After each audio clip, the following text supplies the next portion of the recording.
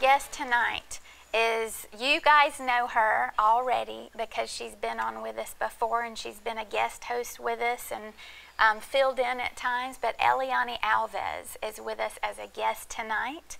And she introduced me to our other guest, LaShea Colson.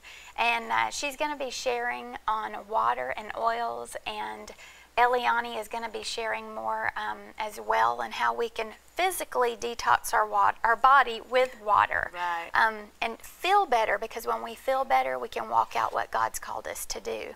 We have our guest here with us tonight, Eliani Alves and LaShea Colson. So thank you guys for both being here tonight. Thank you. Yes.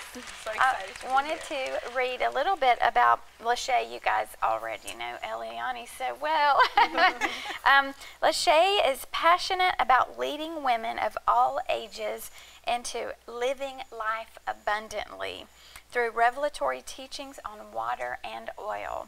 She is a wife, a mother of 4 beautiful children, ages 9 through 14, and Max the dog. Yes.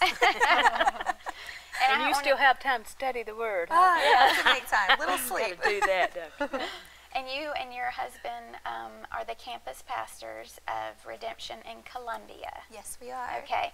Well, I met you through Eliani. Yes. Eliani, why don't you share a little bit?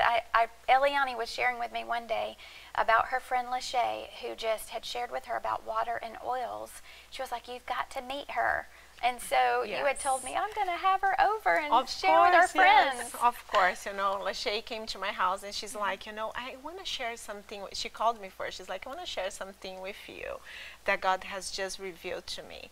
And I was like, please, you know, she wants to take her time to drive all the way here to Greenville and come to my house. So I'm like, come have brunch with me. And then she came and I was mesmerized by everything, because a while ago I connected with her through water. She came to our church and she preached on water, and I absolutely loved, because God was teaching me in that subject at the time. And now she was adding the oil and water, and I absolutely loved. And then I think the first person I mentioned after was Tony. I was like, you have to meet my friend.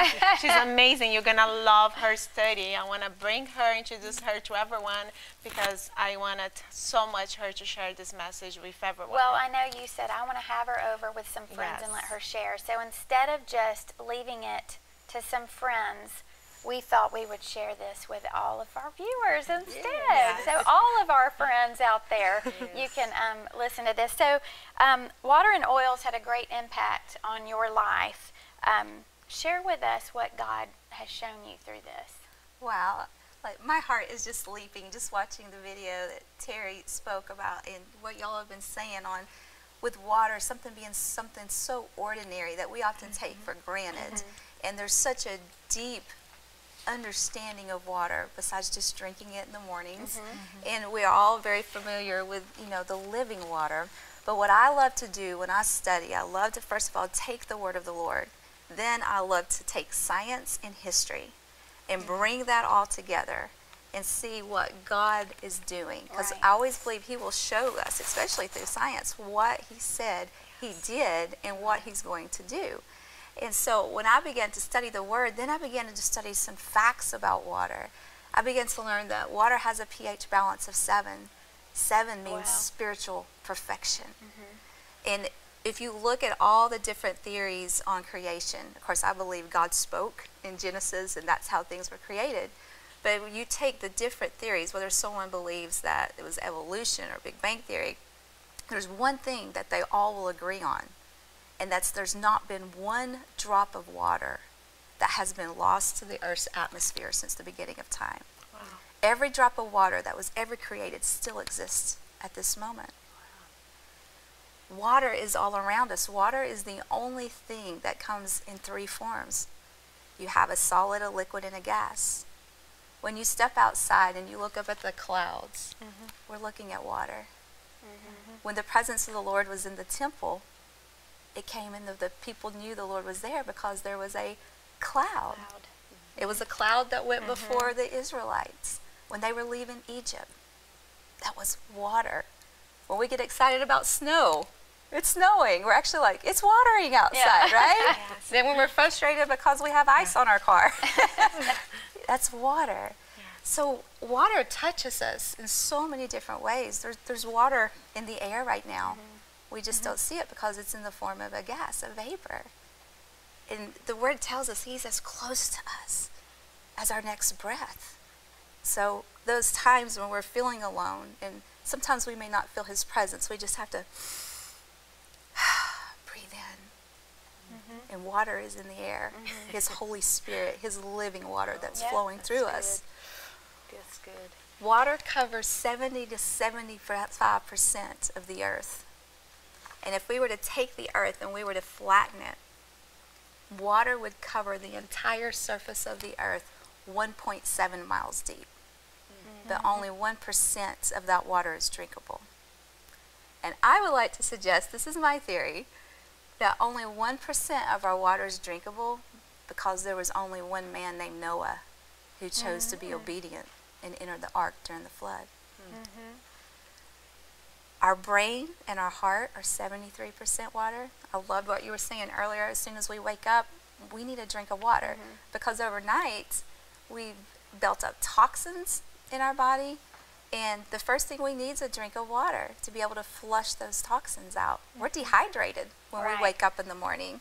And here's what's interesting. In Psalm 63, when David writes, he says, "Oh God, my soul thirsts for you early in the morning." The physical and the spiritual go together. And then in Psalm 62, David says, "I will pour my heart out before him." Our lungs and our blood are 83% water. Wow. And you don't have to go very far to see when God mentions water first time in the Bible. And anytime I'm studying, and if I'm studying on a subject, I love to go to when is the first time that God mentions it. First mention is The important. first mention is very important. And of course, we don't have to go very far. Because he says in Genesis 1:1, "In the beginning God created the heaven and the earth, and the earth was without form and void, and darkness was upon the face of the deep, and the Spirit of God moved upon the face of the waters." Now let's jump down to verse 20. "And God said, let the waters bring forth abundantly the moving creature that hath life, and fowl that fly above the earth in the open firmament of heaven." It just started pouring the rain. "And God created great whales and every living creature that moveth, which the waters brought forth abundantly after their kinds, and every winged fowl after his kind. And God saw that it was good.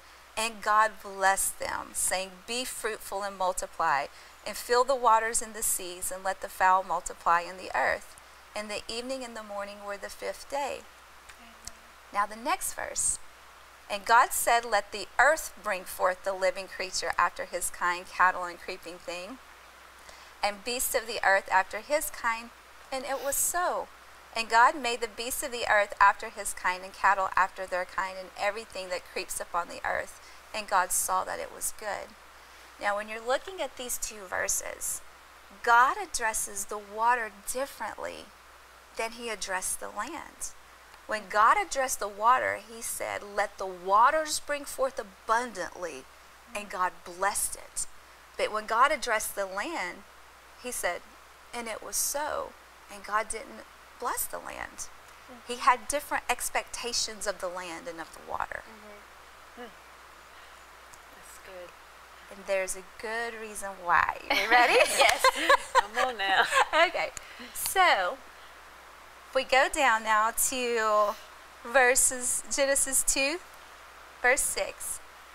"But there went up a mist from the earth and watered the whole face of the ground, and the God formed man of the dust of the ground, and breathed into his nostrils the breath of life, and man became a living soul." Our flesh was made from the dirt, and our flesh is not blessable. And this is one reason Ooh, that's good. why God did not bless the land. But what happened, though, to that dirt before God made man? It said there was a mist that covered the earth. Water went first. The ground was wet. Like when you were speaking earlier, when you went to go and pull up those weeds, how easy it was when the ground had been watered because it had been dry. So God took the dirt and he still put, it's pouring the rain. This is awesome. He took the water and the dirt and it formed clay, which we know. He says, I am the potter and you are the clay. But now let's look at, why did God bless the water? And why did God say to let the water come forth abundantly? We know on that day of creation it had to be magnificent. But there's another time that God brought forth from water something so just miraculous. And that was the second you were born. The second that you were conceived, water began to surround you. And we call that amniotic fluid. Amniotic fluid has a pH balance of 7, which means spiritual perfection. But it moves to a 7.5 later as a pregnancy goes on due to salt that has now entered into the womb. You are the salt of the earth. Wow. Okay? So for 40 weeks, you are in amniotic fluid. Amniotic fluid is Latin, which means bag of many waters. And the Spirit of God hovered over the face of the waters. 40 means a time of testing. And during those 40 weeks, God is developing in you 12 systems.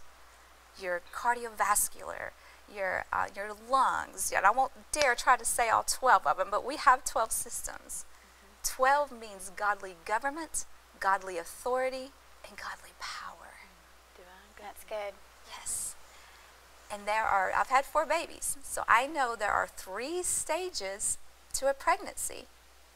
3 means divine perfection.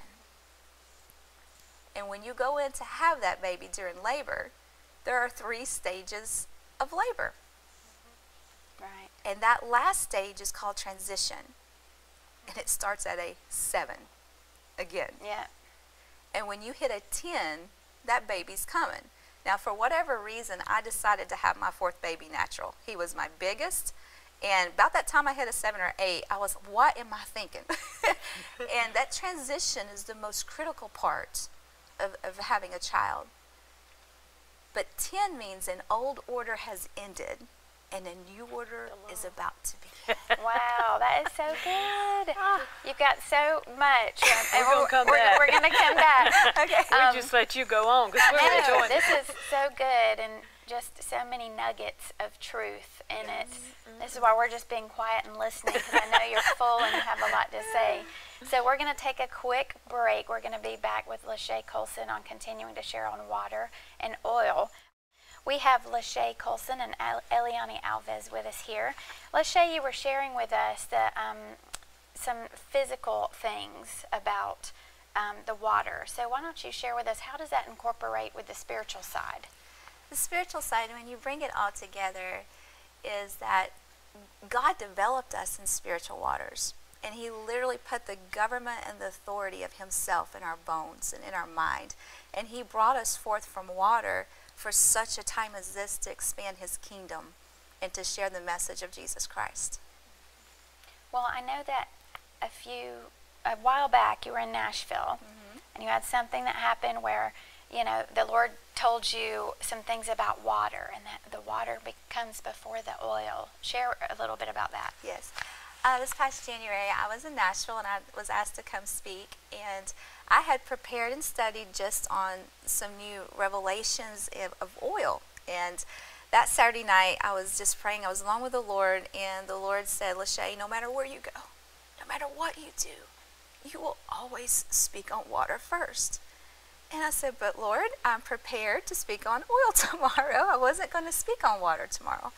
And the Lord said, water always goes first. Go to bed. I said, okay. So I went to sleep. And when I woke up the next morning, the very first thing I heard the Lord say, water always goes first. What did Elijah say to the widow woman? So I grabbed the story out, and it said, Elijah said, first, get me a cup of water, then the flour and the oil. And I was like, water really went first. And then the Lord quickly brought to my mind the next story when the woman washed his feet with her tears. Our tears are 98% water. She washed his feet with her tears. Then she anointed him with oil. Water goes first. When Naomi turned to Ruth, she said, first, go wash yourself, then anoint yourself, then present yourself to Boaz. Beautiful. Psalm 23, he leads me beside still waters. He anoints my head with oil. My cup runneth over. Then I will dwell in the house of the Lord all the days of my life. So with the story of Elijah, when you look at water and oil, it brings provision. The woman's house never ran out of oil. She was provided for. With the woman that washed Jesus' feet, Psalm 23, when Jesus even went to heal a blind man, what did he do? He spit in his hand. And I'm from Tennessee. Spit, spit. That's water, right? Yeah. He spit in his hand. Water went first. And it said he made an ointment. And anytime you see ointments in the Bible, that's referring to oils. So it said he made an ointment. And then he put it on the man's eyes. And then he was healed. Water and oil brings preparation for healing and to be in his presence, such as in Psalm 23. So oil brings provision. It brings preparation for his presence and healing. And then take the story of Moses. When the Lord said, go tell the people the death angel's coming. And they need to do two things. They had to get the hyssop plant, and they had to get blood, and they had to cover the door frame. Now see, there's two things there. It just wasn't about the blood, but the hyssop plant also was used for the oil. Our blood is 83% water. There you have your water goes first, and then the oil. And the Lord said, when the death angel was coming by, what's our strongest sense? Our smell. We can smell something long before we see it. The death angel would have smelt that door of that home before he probably even would have saw the blood. And an aroma that is pleasing unto the Lord is an aroma that is a repellent to the enemy. And so today, that's why I think even with the church, we can have the blood of Christ on us, but do we have the aroma? And that's why sometimes I believe the enemy can have access in areas of our life is because we don't have an aroma. And in the Old Testament, anytime there was a sacrifice, the Lord's response was, and the Lord was pleased with the aroma. Now go to the New Testament. Our lives are a sacrifice.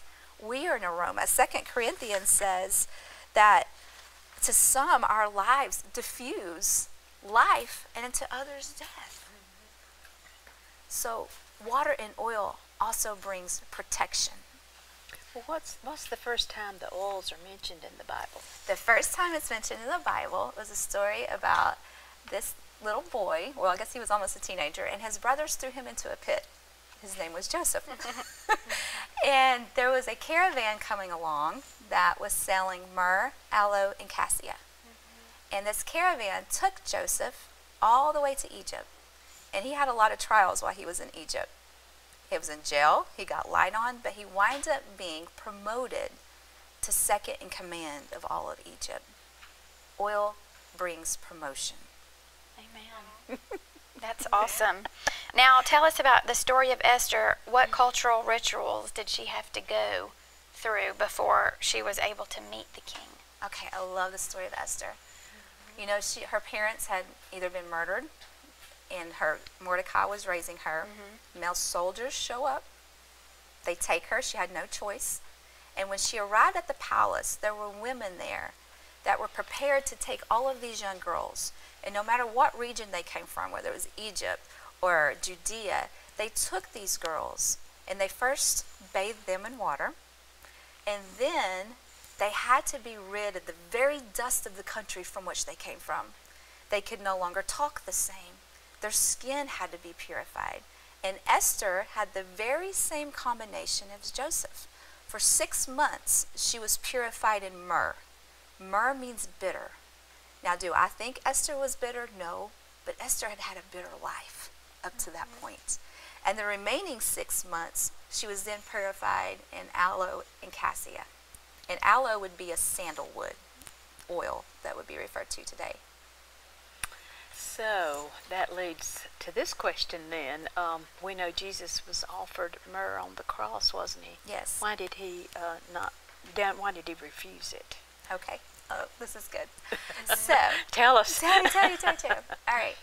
So the first time we really think about myrrh in Jesus is when? The story of the manger. We know he was brought frankincense, myrrh, and gold. And at that time, oils were more precious than gold. But when you go to Mark, it says that when Jesus was on the cross, he was offered water, vinegar, and myrrh, but he denied it. And so that's something very interesting. I would see the parallelism between, the Alpha and Omega. And it took me a long time praying through that one. And when I can't get a revelation necessarily through Scripture, sometimes I'll step back and I'll be like, Lord, again, show me medically, just what will myrrh do? So as I'm reading through this, I come across myrrh will stop a blood flow. And I realized in that moment that if Jesus would have taken myrrh and he knew the power of that oil, that it would have stopped his blood from flowing. And every drop had to fall for every tribe, every tongue, and every nation. Myrrh is also a pain reducer. He would not even take anything for our pain because he had experienced the fullness of our sins upon himself. And because a pure oil is actually something living, when you put myrrh on, it knows what to do in your body. It can either stop a blood flow or it can increase a blood flow. So Jesus could have bled out before his appointed time to have died. Jesus, all knowing.